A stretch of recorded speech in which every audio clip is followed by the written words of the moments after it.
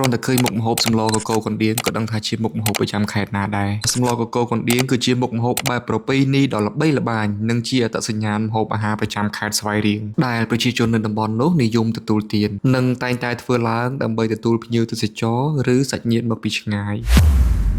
បងប្អូនខ្លះក៏គាត់អត់បានស្គាល់ថាអ្វីទៅគឺជាកណ្ដៀង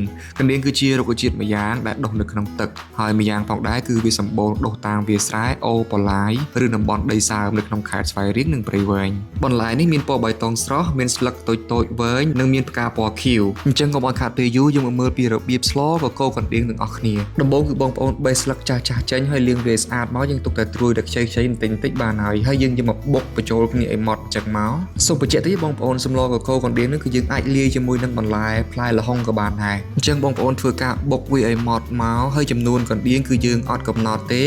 តិចទៅច្រើនតាមសមាជិកឬក៏តាមចំណង់ចំណូលចិត្តរបស់បងប្អូនស្លទាំងអស់គ្នាគឺយើងអត់កំណត់ទេប៉ុន្តែដែលសំខាន់ពេលដែលយើងបុកហើយគឺយើងយកមកលាងជាមួយនឹងទឹក2-3ទឹកទៅយើងច្បាច់វារហូត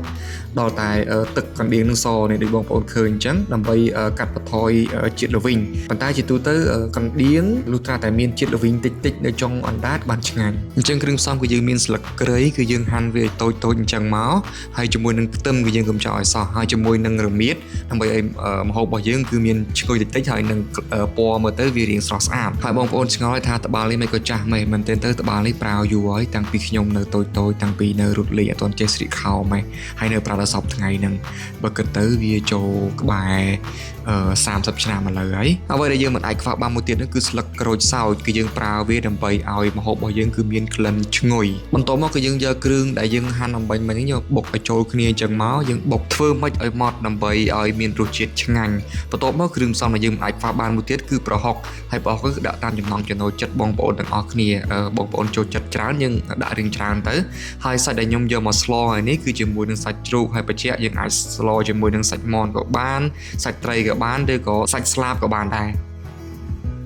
បន្ទាប់មកគឺយើងយកគ្រឿងដែលយើងបានបុកអំបញ្ញមិញយើងយកមកលីងជាមួយនឹងប្រេងឆាមកដើម្បីឲ្យគ្រឿងរបស់យើងវាឡើងខ្លោចហើយឈ្ងុយថែមទៀតហើយយើងកុំភ្លេចយើងដាក់ប្រហុកចូលមកហើយប្រហុកយើងដាក់ហើយយើងលីងឲ្យវាឲ្យឈ្ងុយយើងកូរវាឲ្យឈ្ងុយឲ្យចូលសព្វជាមួយនឹងគ្រឿង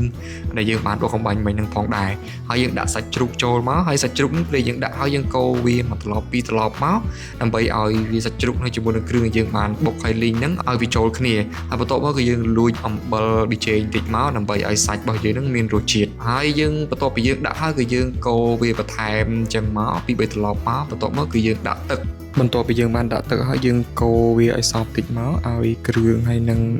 សាច់នឹងចូលជាតិគ្នារួចក៏យើងមិនបង្អង់យូរទេគឺយើងដាក់កណ្ដៀងចូលតែម្ដងគឺជាបន្លែដ៏ឆ្ងាញ់ពិសារបស់យើងបន្ទាប់ពីយើងដាក់ចូលហើយគឺយើងព្យាយាមកូរវាឲ្យបន្លែហើយនឹងសាច់គ្រឿងហ្នឹងគឺយើងឲ្យវាចូលជាតិគ្នារួចក៏យើងដាក់ទឹកវាមកល្មមទៅហើយបន្ទាប់យើងដាក់ទឹកហើយយើងកូរវាបន្ថែមទៀតយើងទុកវាប្រហែលជា15នាទីអីទៅហើយយើងបន្ថែមជាមួយនឹងអង្ករលីងពូស្រកូរយើងត្រូវការប្រើអង្ករលីងបងប្អូនដឹងហើយដាក់តាមចំណង់ចំណូលចិត្តទៅហើយយើងកូរវាឲ្យសព្វឲ្យអង្ករលីងនឹងចូលជាមួយនឹងបន្លែចូលជាមួយនឹងគ្រឿងទៅ